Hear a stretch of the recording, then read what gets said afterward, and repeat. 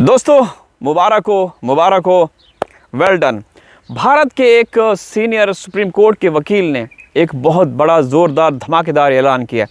ये वकील कौन है, इनका ताल्लुक़ कहाँ से, इस पे चर्चा करेंगे। उनके एक आर्टिकल छपा है जिसको मैंने चीदा पॉइंट्स हैं वो मैंने तहरीर की है, मैं आप लोगों के साथ शेयर करने लगा हूँ।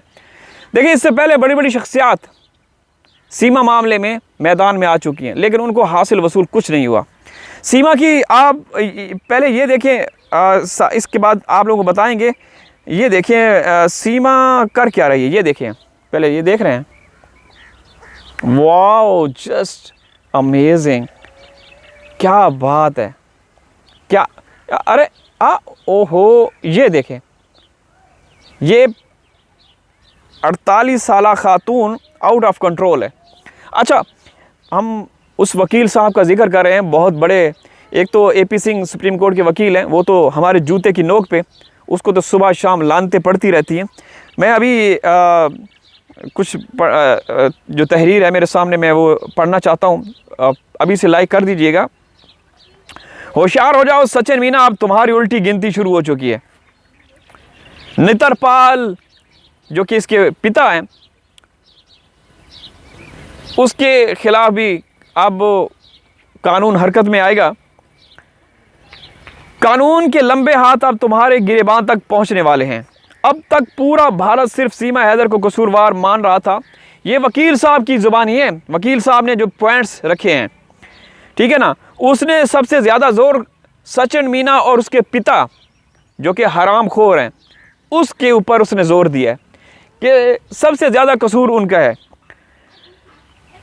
अच्छा, सीमा हैदर को कसूरवार मान रहा था, लेकिन अब भारत के एक नामवर सुप्रीम कोर्ट के वकील ने वो सच उगल दिया जिसने पूरे देश को हिला कर रख दिया।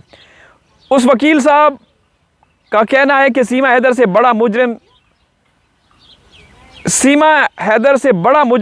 से बड़ा वारदाती और क्रिमिनल खुद सचिन मीना और उसका पिता नितरपाल है। एक अवैध रूप से घुसने वाली औरत को अपने घर में पनाह देना, देश के कानून का मजाक उड़ाना और फिर देश के गद्दारों की तरह घूमना, अब ये तमाशा बंद होने वाला है।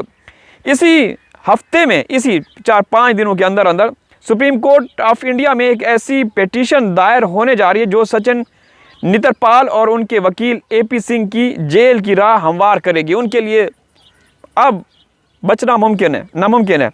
दोस्तों, सुप्रीम कोर्ट के वकील ने जो नकाब हटाया है उस पर गौर कीजिए। सीमा हैदर तो पाकिस्तान से भाग कर आई, उसे मालूम था कि वो गैर कानूनी काम कर रही है और वो मुजरिम है, लेकिन इस मुजरिमा के लिए रास्ते किसने साफ किए? उसको तो पता था सीमा को कि मैं जा रही हूँ, आगे मेरे लिए जेल है, समझ रहे हैं ना। उसके लिए पनाह गाह किसने बनाई? उसको अपने घर में छुपा कर किसने रखा? ठीक है ना। जब सीमा को योगी सरकार लेकर आई थी, मंत्री भी मौजूद थे, तो 50-55 दिन वो एक गुप्त जगह पे, नामालूम जगह पे छुपे रहे, समझ रहे हैं ना।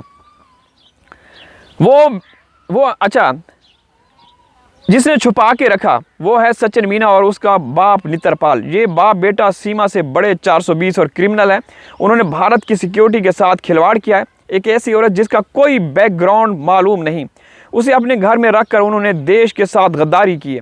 वकील साहब का दावा है कि न सिर्फ सचिन और उसके पिता नितरपाल बल्कि सीमा का वो मुंह बोला भाई वकील एपी सिंह भी इस जुर्म में बराबर का शरीक है, जिसने कानून का रखवाला बनकर कानून की धज्जियां उड़ाई हैं। मैंने आज तक कहीं किसी भी नहीं सुना कि एक वकील हो और वो अपने देश के कानून का मजाक बना रहा हो और अपने देश के कानून की धज्जियां उड़ा रहा हो, समझ रहे ना। इन सब के खिलाफ देश के साथ खिलवाड़ करने की सख्त दफात के तहत कार्रवाई होने जा रही है। अल्लाह करे ऐसा हो। अब जरा सीमा हैदर की हरकतें मुलाहिजा फरमाएं। जो औरत शुरू में साड़ी पहनकर माथे पे तिलक लगाकर खुद को संस्कारी नारी दिखा रही थी, अब उसका असली रूप बाहर आ चुका है। अब वो आहिस्ता आहिस्ता, याद रखना दोस्तों, ये जो अप्रैल का महीना है गुजर गया, 20-21 अप्रैल को एक अंग्रेज़ औरत सीमा के घर में आई थी। उसके बाद सीमा ने अपना लुक हुलिया चेंज करना शुरू कर दिया। जो उसकी जो शरीर है ना, उसके जो अंग हैं उनको बढ़ा चढ़ा के दिखाना शुरू कर दिया, मालूम है ना। अब उसका असली रूप आ गया है। अब उसने भारतीय लिबास को उतार फेंका और वो मगरबी यानी कि वेस्टर्न ड्रेस पहनकर व्लॉग्स बना रही है, ऐसे कपड़े जिससे बॉडी के खदोखाल नुमाया नज़र आते हैं। खदोखाल समझ रहे हैं ना आप लोग। सुप्रीम कोर्ट के वकील शदीद गुस्से का इजहार करते हुए कहा कि स्विमिंग पूल में नहाते हुए गीले बाल, गीला बदन और नाजेबा कपड़े दिखाकर ये औरत आखिर क्या साबित करना चाहती है। ये रील्स, ये व्लॉग्स, ये फहाशी हिंदुस्तान के डिसेंट और सोबर समाज के लिए बिल्कुल, उधर जाओ मैं वीडियो बना रहा हूँ, जाओ, बिल्कुल खिलाफ हैं। भारतीय समाज कभी भी इन चीज़ों की इजाज़त नहीं देता। ये भारतीय संस्कृति की तौहीन है और सचिन मीना इस सारी फहाशी में बराबर का हिस्सेदार बनकर व्लॉग्स में पीछे चिपका रहता है। यहाँ सबसे बड़ा और चौंका देने वाला सवाल मोदी और योगी की सरकार पर उठाया गया है। सुप्रीम कोर्ट के वकील साहब ने खुल्लम खुला ये दावा किया कि ये सब भारत सरकार और इदारों की मिली भगत और गफलत का नतीजा है। एक औरत सरेआम अपने व्लॉग्स में मीडिया के सामने चटखारे ले लेकर बता रही है कि हाँ, मैं पाकिस्तान से गैर कानूनी रास्ते से भारत आई हूँ। कानून की ऐसी तजलील पुलिस और एजेंसियाँ एक्शन क्यों नहीं ले रही। वो आपने कल एक वीडियो देखी होगी, एक बुज़ुर्ग हैं, वो माल मवेशी चरा रहे थे, तो सीमा बोलती है बाबा आपको पता है कि एक सीमा यहाँ आई हुई है भारत। तो वो कहता है हाँ मैंने सुना है। बोलता है मैं वही हूँ। मतलब वो व्लॉग्स में वो दिखा रही है। मोदी योगी ना देखे, जनता तो देखेगी ना। हैरत की बात है। अच्छा, मैं पाकिस्तान से गैर कानूनी रास्ते से भारत आई हूँ। कानून की ऐसी तजलील पुलिस और एजेंसियां एक्शन क्यों नहीं ले रही। लोअर कोर्ट्स यानी निचली अदालतों ने सीमा के खिलाफ कई फैसले सुनाए, अहकामात दिए, लेकिन इस मकार औरत ने किसी फैसले पर अमल नहीं किया। वो कानून को अपनी जूती की नोक पर रखती है क्योंकि उसे लगता है कि उसके पीछे बड़े बड़े लोग खड़े हैं। लेकिन अब पानी सर से ऊपर गुजर चुका है, पता नहीं कब एक्शन होगा। इस पूरे मामले में इंसाफ की किरण अब गुलाम हैदर के लिए जागी है।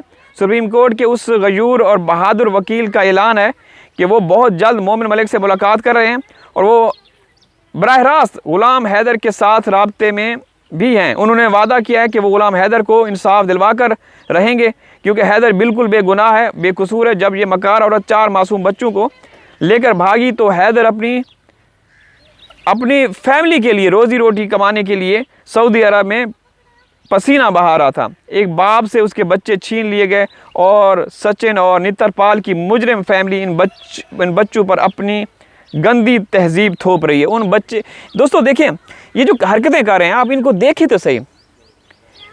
कोई मतलब इनके ऊपर हर रोज़ जो ये हरकतें कर रहे हैं ना, जो गतिविधियाँ इनकी मशकूक है, ये हिंदुस्तान के कानून का उल्लंघन कर रहे हैं, इनके ऊपर केस बनता है। लेकिन कौन केस करे। मोमिन साहब ने जो केसेस किए हुए 15-20 उनकी अब तक सुनवाई नहीं हुई, उनका हासिल वसूल नहीं हुआ, तो और क्या होगा। हमारे मासूम बच्चों के कच्चे जहन हैं, उनके ऊपर ये जो सारी चीज़ें हो रही हैं, ये गंदगी, तो उनके ऊपर क्या असरात मुरतब होंगे, सोचिए ज़रा। अल्लाह हाफिज़।